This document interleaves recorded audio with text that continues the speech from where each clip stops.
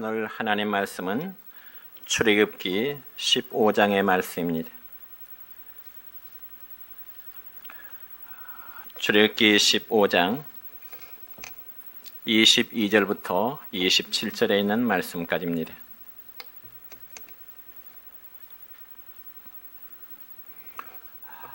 말씀을 봉독해 드립니다.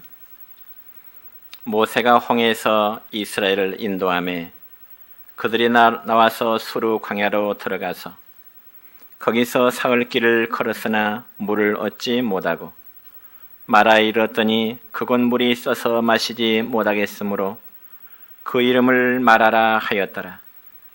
백성이 모세에게 원망하여 이르되 우리가 무엇을 마실까 하매 모세가 여호와께 부르짖었더니 여호와께서 그에게 한 나무를 가리키시니 그가 물에 던지니 물이 달게 되었더라.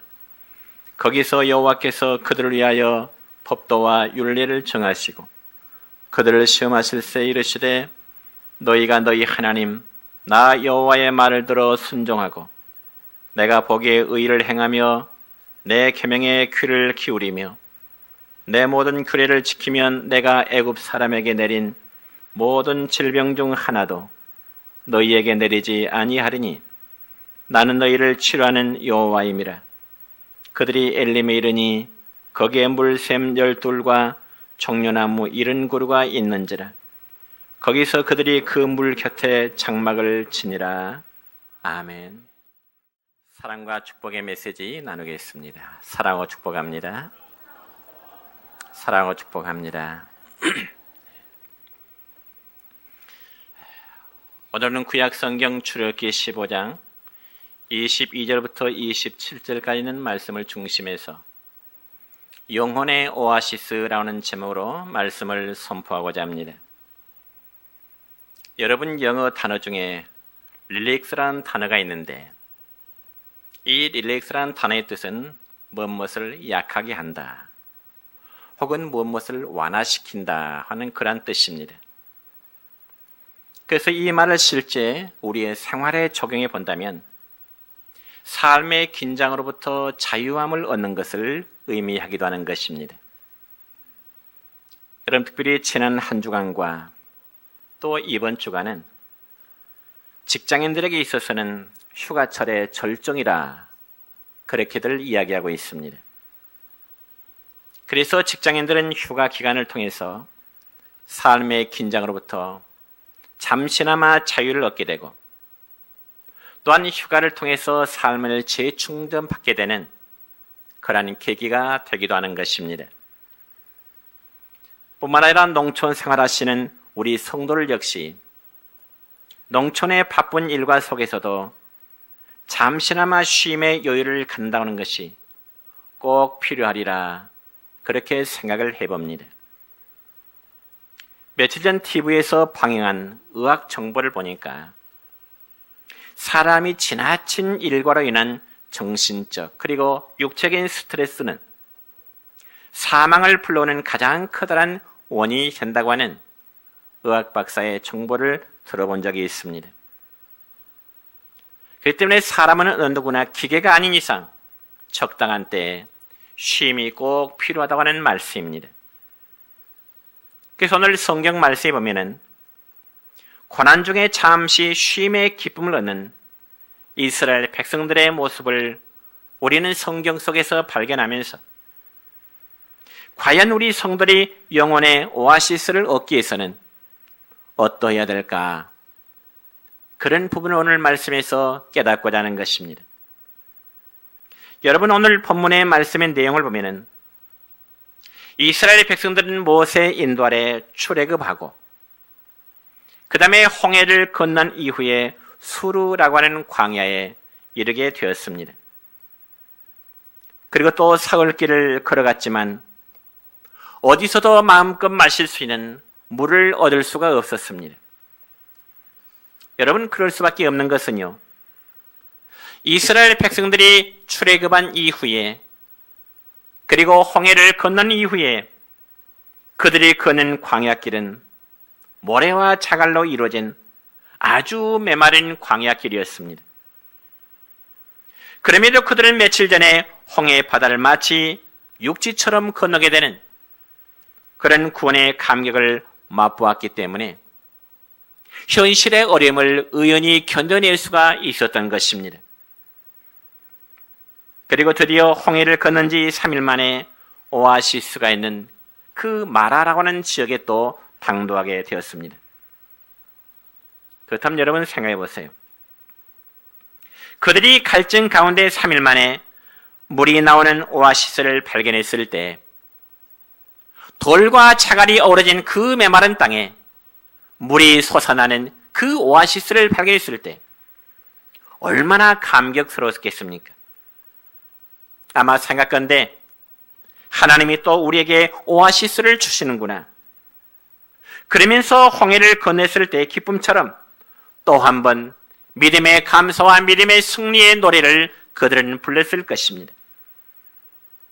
그런데 이게 웬일일까요? 여러분, 이스라엘 백성들이 3일 만에 발견한 그 마라 지역의 물은 마실 수가 없었습니다. 왜냐하면 성경에 기록하기를 그 물이 너무나 써서 마실 수가 없게 된 것입니다. 그러면 오늘 본문 23절의 말씀 보면 이렇게 기록됩니다. 시작. 마라에 이르렀더니 그건 물이 써서 마시지 못하겠으므로 그 이름을 마라라 하였더라. 아멘. 3일 만에 발견한 그 마라 지역의 오아시스는 도무지 그 물이 써서 마실 수가 없게 된 것입니다. 그저 그 순간에 이스라엘 백성들의 태도는 바뀌어지기 시작한 것입니다. 태도가 달라집니다. 어떻게 달라질까요? 본문 24절의 말씀입니다. 시작. 백성이 모세에게 원망하여 이르되 우리가 무엇을 마실까 하매. 아멘. 그러니까 백성들의 원망은 그들이 홍해 바다를 건넌 이후에 첫 번째 하나님에 대한 원망의 모습이었습니다. 그러면 백성들의 원망 속에서 우리가 느낄 수 있는 그런 사실은 과연 무엇일까요? 사랑하는 성도 여러분이요, 이스라엘 백성들은 그들이 애굽 땅에서 빠져나온 이후에 그들은 계속해서 하나님의 능력을 경험했습니다. 그런데 조그만 역경에 부딪히면 불평과 불만을 쉽게 퍼뜨리고 마는데 이건 바로 변덕스러운 인간의 모습을 그대로 보여주고 있는 모습이기도 하는 것입니다. 여러분, 실제 저를 포함해서 우리 모두의 모습이 그렇지 않을까요?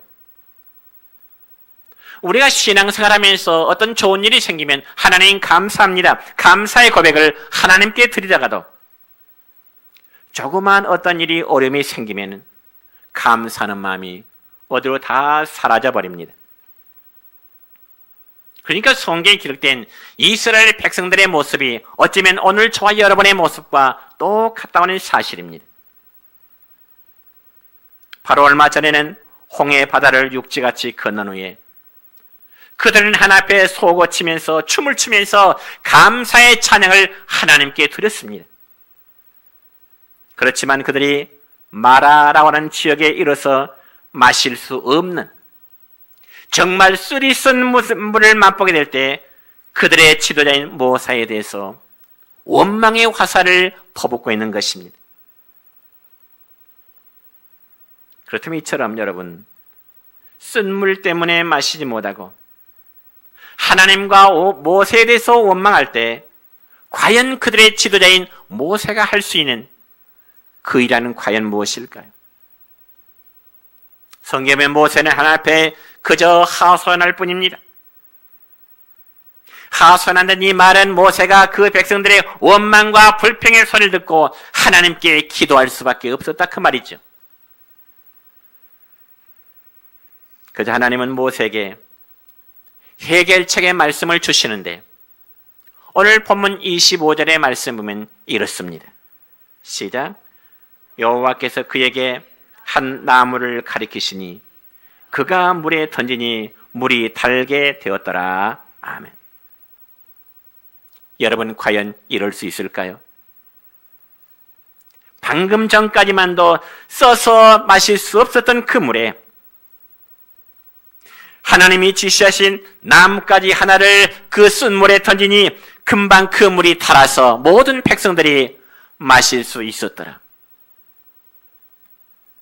무슨 소설 같은 이야기 아닐까요? 어떤 전설적인 이야기 아닐까요? 어떻게 쓰리써서 마실 수 없는 그 물에 하나님이 지시하신 그 나뭇가지 하나를 꺾어서 쓴 물에 던짐에 그 물이 달아졌더라. 소설 아니에요? 여러분, 이건 소설의 이야기 아니라 실적인 사건의 이야기입니다. 물론 그렇다고 해서 모세가 던진 나무에 어떤 특별한 효능이 있어서 쓴 물이 단물로 바뀌어지는 것은 아니고요. 그 나무는 하나님의 능력을 나타내는 기적의 도구로만 사용되어진 것입니다. 그리고 나서 백성들은 다시금 마라 지역에서 조금 이동하다 보니까 엘림이라고 하는 지역에 이르게 되었습니다. 그런데 그 엘림이라는 지역에 도착하다 보니까 물샘 12곳과 종려나무가 70그루가 있었더라. 종려나무가 70주가 있었다는 것이죠. 그러므로 하나님께서는 이스라엘 백성들을 위해서 마라와 마라의 쓴물을 단물로 변화시켜 주셨고, 엘림에는 물샘 12과 종려나무 70주가 있는 그 광야 땅의 오아시스를 하나님은 준비해 놓으신 것입니다. 그러면 사랑하는 성도 여러분이요, 하나님은 그 백성들의 필요한 것을 안 주는 것이 아니라 주십니다. 그런데 무엇인가 교훈을 하신 다음에 주신다는 사실입니다. 그러면 과연 본문의 말씀에서 하나님이 그 백성들에게 주시고자 하는 그 교훈이 무엇일까요? 오늘 본문 26절의 말씀입니다. 시작. 너희 하나님 나 여호와의 말을 들어 순종하고 내가 보기에 의를 행하며 내 계명에 귀를 기울이며 내 모든 규례를 지키면 아멘. 여러분, 그러니까 한마디로 여호와의 계명을 잘 지켜 행하는 자에게 하나님은 과거 이스라엘 백성들뿐만 아니라 오늘 사는 우리 모든 그리스도인들에게 영혼의 오아시스를 주시겠노라고 말씀하십니다. 그러면 오늘날 우리가 영혼의 오아시스를 만나기 위해서는 어떻게 될까요? 첫째는 기도로 나아가야 된다는 교훈을 우리에게 말씀하십니다. 여러분, 본문 24절의 말씀의 그 상황을 보면은 당시 이스라엘 백성들은 물이 쓴 오아시스 앞에서 한마디로 절망의 노를 합니다. 절망의 고통을 합니다. 그들의 지도자인 모세에 대해서 원망을 쏟아넣습니다. 한마디로 모든 것을 포기했습니다. 그럼 우리는 당시 악에 바친 이스라엘 백성들의 그 모습을 한번 상상해 볼 수가 있습니다. 그들이 그토록 애타게 찾던 그 물의 오아시스를 차라리 못 만났더라면 앞으로 하나님께서 물을 예비해 놓으신 그 오아시스를 찾을 수 있겠지. 그나마 그런 소망을 가질 수 있었을 것입니다. 그렇지만 여러분, 물을 찾았지만, 물을 만났지만은 그 물을 마실 수가 없기에 거기에 대한 절망감은 더더욱 클 수밖에 없습니다. 여러분, 사람이 어떤 일에 있어 기대를 했는데 그 기대에 대한 실망을 가질 때 그 실망은 곧 절망으로 바뀌어지게 되는 것과 마찬가지입니다. 그래서 그들 스스로는 죽음만이 자기들을 기다리고 있을 뿐이라는 그런 생각을 갖게 된 것입니다. 여러분, 그렇지만 그들의 지도자인 모세의 생각은 달랐습니다. 무엇이 달랐을까요?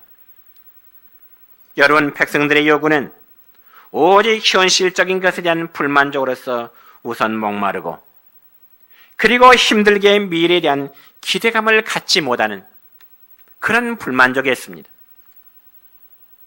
성도 여러분, 생각해 보세요. 애굽 땅에 10가지 재앙을 내려서 그의 백성들을 구해내시고 또한 홍해바다를 육지같이 건너게 하신 하나님이 그 백성들을 목말라 죽이실까요? 결코 그렇지 않습니다. 그러면 무엇 때문에 마라라는 지역에 와서 그토록 물의 쓴맛을 보도록 하셨을까요?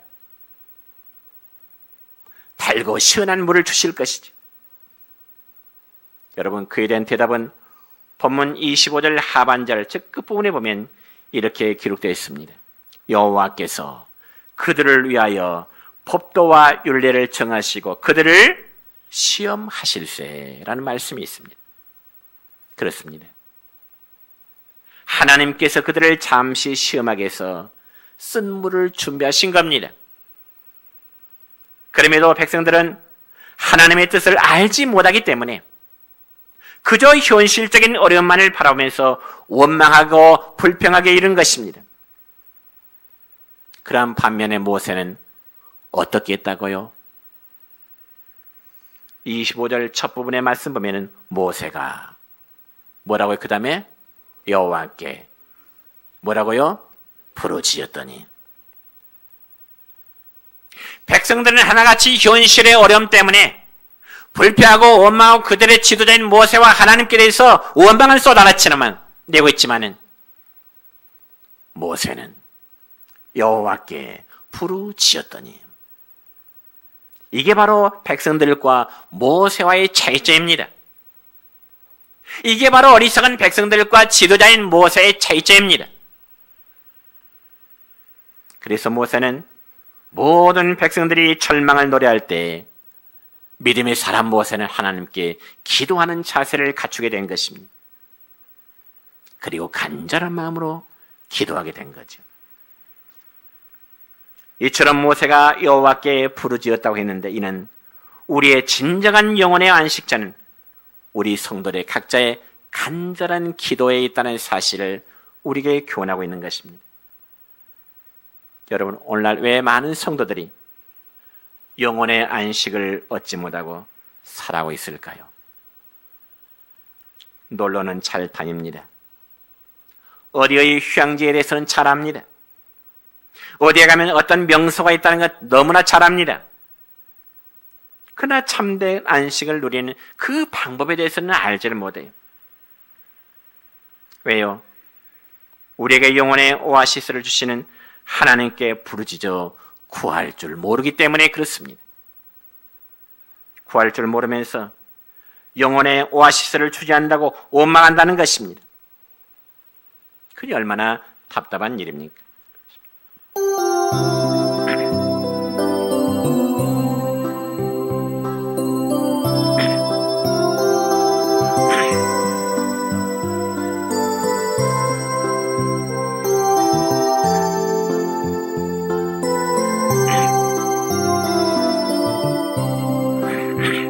심령이 가난한 자는 천국이 저희 것이요 애통하는 자는 복있네 위로를 받을 것이요 온유한 자 복이 있나니 땅을 기업으로 받겠네 그의 줄이고 목마른 자는 저희 배부를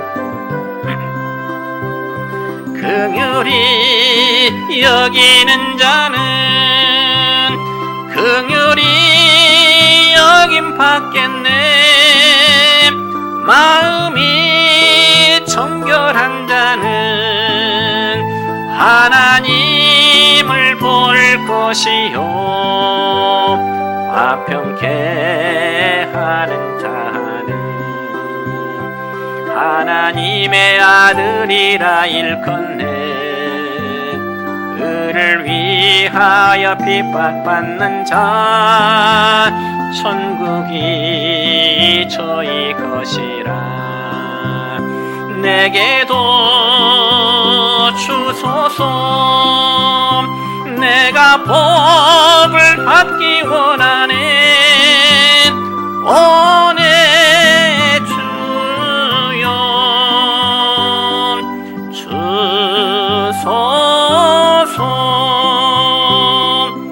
아멘.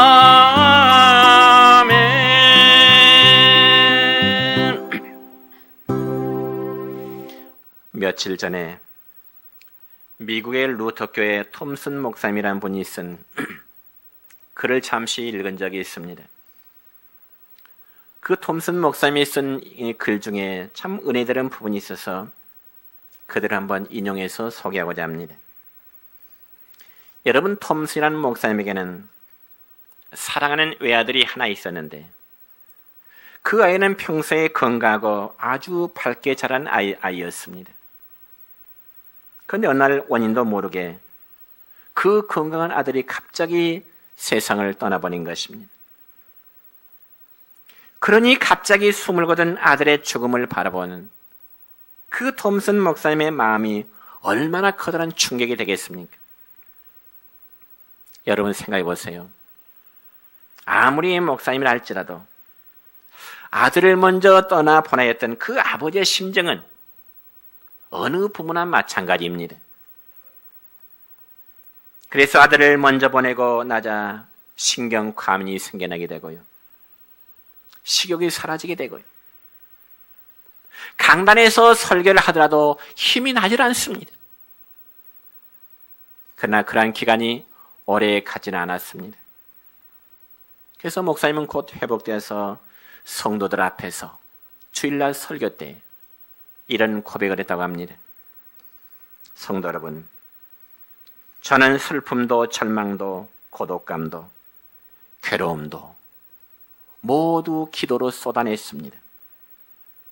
비록 아들을 잃어버린 슬픔이 아직도 마음속에 남아있긴 하지만 아들을 잃은 슬픔이 오히려 공경에 찬 다른 사람들을 더 잘 위로할 수 있게 되었습니다. 하나님은 모든 것을 좋은 결과로 인도하십니다. 그렇게 교인들 앞에서 자기의 마음을 드러냈다는 것입니다.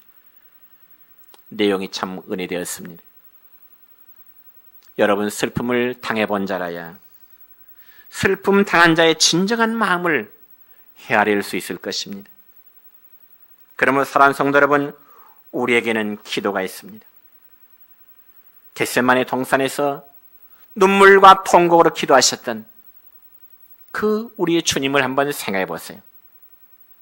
성경에 보니까 예수님은 고민하여 내가 죽게 되었노라고 겟세마네 동산에서 주님은 그러한 기도를 하십니다.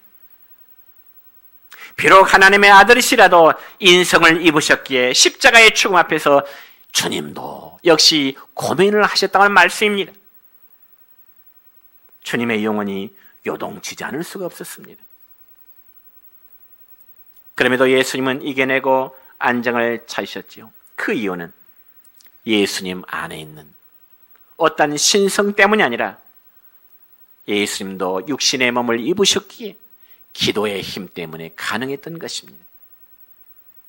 이것은 비단 겟세마네 동산에 뿐만 아니라 예수님의 공생의 사역을 하시는 동안에도 마찬가지였습니다. 여러분, 예수님 곁에는 항상 예수님을 따라다니며 예수님을 지지하는 무리들만 예수님을 따라다니는 게 아니었습니다. 예수님의 주변에는 많은 반대자들이 있었습니다. 그래서 예수님의 인신에 많은 공격을 가요했습니다. 그때 예수님은 무엇으로 마음의 안정을 얻으셨을까요?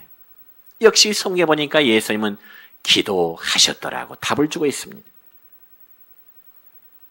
여러분, 우리 역시도 하나님께서 우리를 위해서 예배해 두신 하나님의 오아시스로 나갈 수 있는 길은 오직 기도일 뿐인 줄 믿습니다.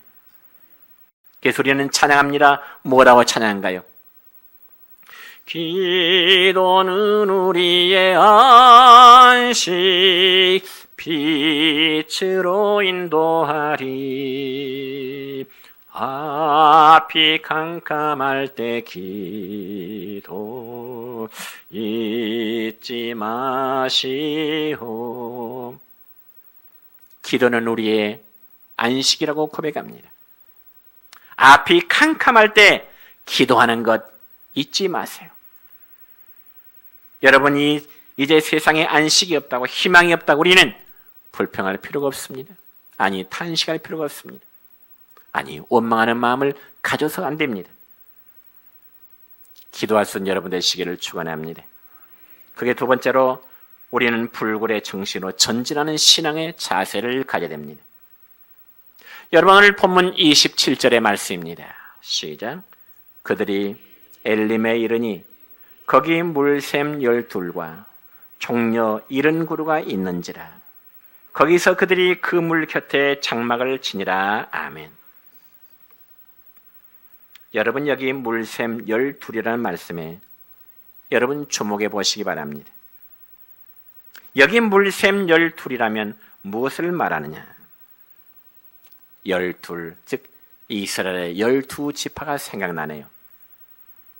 그러니까 엘림은 이스라엘 12지파를 위해서 마련된 하나님의 오아시스라는 말씀입니다. 이처럼 하나님께서는 광야의 더위에 허덕이는 이스라엘 백성들의 고난에 대해서 외면하시는 하나님이 아니십니다. 그리고 그들의 고난이 왜 내 책임이냐고 하나님은 나 몰라 하시는 그런 분도 아닙니다. 하나님은 그와는 정반대의 하나님이십니다. 그래서 하나님은 이스라엘 백성들의 고난을 바로 하나님 자신의 고난의 책임으로 여기십니다. 그래서 사막 가운데서도 오아시스를 준비하시는 그 하나님이 오늘 제가 믿고 여러분이 믿는 우리 하나님이십니다. 그래서 이러한 하나님의 선하신 뜻을 구약성경 예레미야 29장 11절의 말씀 보면 이렇게 기록하고 있습니다. 시작. 너희를 향한 나의 생각을 내가 아나니 평안이요 재앙이 아니니라. 너희에게 미래와 희망을 주는 것이니라. 아멘. 광야 살아가는 그 백성들 향하여 하나님 말씀하십니다. 내가 너희에게 미래와 희망을 주노라. 얼마나 벅찬 감격의 말씀입니까? 우리 육신의 삶이 힘들어할 때 하나님 우리에게 말씀하십니다. 너희에게 미래의 희망이 있다고요. 믿으시기 바랍니다. 하나님께서는 언제든지 자신의 백성들을 위해서 평안과 안식을 친히 마련해 놓으신 하나님이십니다. 그럼 왜 이스라엘 백성들이 하나님을 원망하며 광야에 주저앉는 그런 일이 벌어졌을까요? 그것은 바로 그들이 마라에 앉아서 쓴물 앞에서 그들은 포기했기 때문에 그렇습니다. 여러분, 거리상으로 보자면 마라에서 엘림이라는 지역까지는 그 지도상에 보면 약 10km 정도밖에 되지 아니하는 그런 가까운 거리입니다. 그러니까 그들이 홍해에서 걸어온 거리에 비하면 결코 먼 거리가 아니죠. 그러므로 그들이 조금만 더 전진해 왔다면 아마 고통을 겪지 않았어도 될 것입니다. 물론 원망할 필요도 없었을 것이고요. 그럼 우리가 여기서 깨달을 수 있는 영적 교훈이라면 우리가 영혼의 오아시스를 만나기 원한다면 약한 의지로는 안 된다는 것입니다. 영혼의 오아시스를 사모한다면 약한 의지가 아니라 불굴의 의지가, 신앙의 불굴의 의지가 저와 우리 모두에게 필요하다 하는 것입니다. 여러분, 어떠한 상황에서도 결코 주저앉지 않는 굳은 믿음의 의지가 있어야 되는 것입니다. 여러분, 유대인의 이야기 가운데 작은 유대인이라고 하는 이런 이야기가 있습니다. 작은 유대인. 이 이야기는 유대인의 이제 어머니들이 자기 자녀들을 교육하기 위해서 들려주던 이야기인데 내용은 이렇습니다. 유대인 가운데 키가 아주 작은 한 유대인이 있었습니다. 근데 그 키가 작은 유대인이 어느 날 저 알래스카에 있는 벌목장에 이제 취직을 하게 되었습니다. 그런데 주인은 이 작은 유대인을 골탕 먹이고 싶어서 큰 도끼를 주면서 큰 도끼를 가지고 벌목 나무를 찍어 내려가는 그런 일을 시키게 된 거죠. 그럼에도 이 키 작은 유대인은 자기 키만한 큰 도끼를 가지고 아름다리 거목이 있는 곳으로 갔습니다. 그저 거대한 나무 아래에 있는 이 키 작은 사람의 모습 마치 고목나무에 붙어있는 매미와도 같았습니다.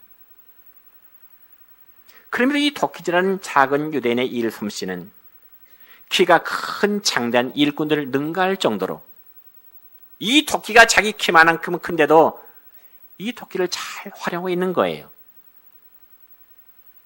그저 키 작은 유대인을 골탕 먹이던 주인이 놀라서 그에게 묻습니다. 너는 벌목을 어디서 배웠느냐? 키도 작은데 키만한 그 큰 도끼를 가지고 어떻게 아름다리 큰 나무를 찍어낼 수 있느냐? 그 벌목의 기술을 어디서 배웠느냐 물었습니다. 그저 키 작은 유대인이 그 주인에게 답변하길래 예, 저는 저 사하라 정글에서 배웠습니다. 사하라 정글에서 배웠습니다. 그때 주인이 다시 묻습니다. 아니, 사하라 정글이 아니라 사하라 사막이겠지. 그저 키 작은 유대인은 능청스럽게 대답합니다.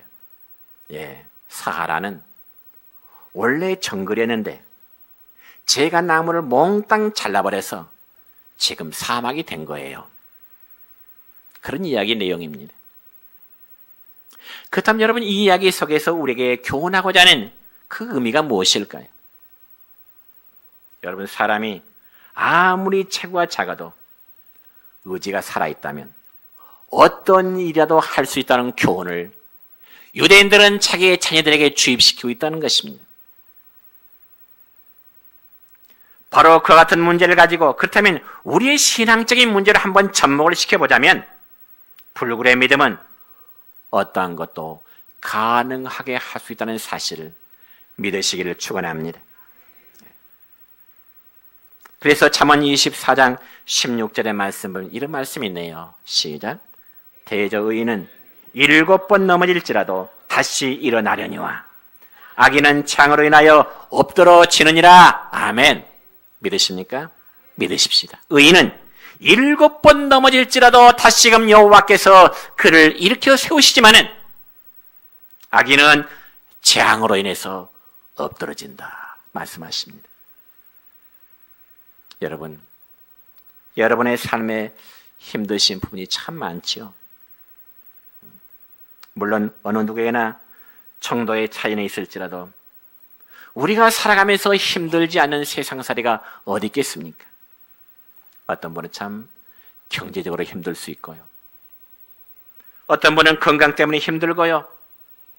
때로는 부모와 형제와 자녀들의 문제로 인해서 힘드는 부분이 얼마나 많이 있습니까? 그러나 여러분, 모든 것의 끝은 현실이 아니라는 것입니다. 이 말을 기억하십시다. 모든 것의 끝이라고 생각하는 것은 결코 현실이 아니라는 거예요. 왜냐하면 우리가 힘들어하는 상황 저 너머에 하나님의 안식이 있기 때문에 그렇습니다.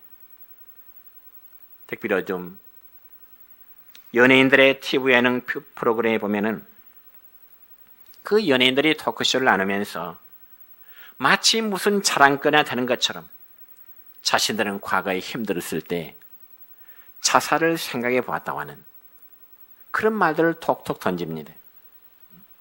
내가 힘들었을 때 그냥 극단적인 생각을 해보았나라고. 물론 그런 말들이 다 거짓이라고 이제 생각하고 싶지는 않습니다. 왜냐하면 실제로 연예인들의 그 자살 사건 소식들이 우리가 매스컴을 통해 종종 듣게 되잖아요. 그러면 사람들이 왜 순간순간 이렇게 극단적인 생각을 쉽게 버릴까요? 그래서 바로 미래에 대한 희망을 갖지 못하기 때문에 그렇습니다. 현실만을 바라보지 미래의 시간을 생각하지 않으니까 극단적인 생각을 해버린다는 거죠. 여러분 생각해 보세요. 어두운 한밤중이 지나면은 반드시 다음날 환한 동력의 시간이 오게 됩니다. 한밤의 어두운 시간은 계속 지속되는 게 아니라 어두운 밤 시간이 있다면은 새벽에 떠오르는 해가 태양이 있습니다. 그럼에도 사람들은 어두운 현실만을 바라보고요. 떠오르는 해를 기대하지 못하기 때문에 절망하면서 한숨을 지는 경우들이 많다는 것입니다. 여러분, 구약성경 민수기 14장의 말씀을 보면 이스라엘 백성들이 가데스 바네아라는 지역에서 절망하는 내용이 있습니다. 가데스 바네아. 그러면 과연 그들이 왜 가데스 바네아 지역에서 절망했을까요? 시원한 물이 나오는 오아시스가 없어서 그들이 절망했을까요? 아니요. 가데스 바네아는 이스라엘 백성들이 광야에서 만난 가장 커다란 오아시스 지역입니다. 그래서 그 가데스 바네아는 물이 풍부한 곳이고요, 상당 기간 그곳에서 머물게 됩니다. 그런데 바로 여기서 그들은 커다란 것을 잃어버리게 됩니다. 무엇을 잃어버릴까요? 그래서 바로 가나안 땅에 대한 소망을 잃어버리게 됩니다. 왜냐하면 그들은 가데스 바네아에서 10명의 정탐꾼이 가나안에 대한 악평하는 말을 듣고 나서 가나안으로 들어간 것을 포기해버립니다. 안 된다는 것이죠. 아무리 하나님이 그들의 조상 아브라함을 통해서 약속했고 이제는 모세의 지도 아래 약속의 땅으로 가는 과정이 있지만은 미리 정탐한 10명의 보고자들 말을 들어보니까 도무지 안 되겠다는 것이죠. 여기 주저앉아 버리자. 포기해버립니다. 가나안에 대한 모든 꿈을 접어버리게 되는 것이죠. 그러니 이때로부터 그들의 방황은 시작돼서 결국 40년의 광야 생활을 빙빙 돌게 되는 것입니다. 성도 여러분이요, 우리는 이것을 알아야 됩니다. 이전까지 그들의 광야의 여정은 방황이 아니었습니다. 그것은 가나안에 도달하기 위한 하나의 여정이었습니다. 그러나 이 가나안 땅에서 정답니다. 가데스 바네아에서 가나안에 대한 소망을 접은 후부터는 이제는 상황이 달라지게 된 것입니다. 어떻게요? 그들의 삶은 한마디로 방황이었습니다. 소망이 없으니 그들의 삶은 괴로울 수밖에 없습니다. 짜증날 수밖에 없고요. 그래서 결국 대다수가 그렇게 광야에서 방황하다가 대다수가 다 죽게 됩니다. 여러분, 영원한 안식이란 소망이 없는 사람의 삶이 그와 같습니다. 한마디로 살아도 지옥과도 같습니다. 그러나 영원한 안식이란 소망을 가질 때 그들의 삶은, 성도들의 삶은 생동감이 넘칠 수밖에 없습니다. 그리고 고난 가운데서도 평안함이 있고요, 고통 속에서도요 안식감이 있습니다.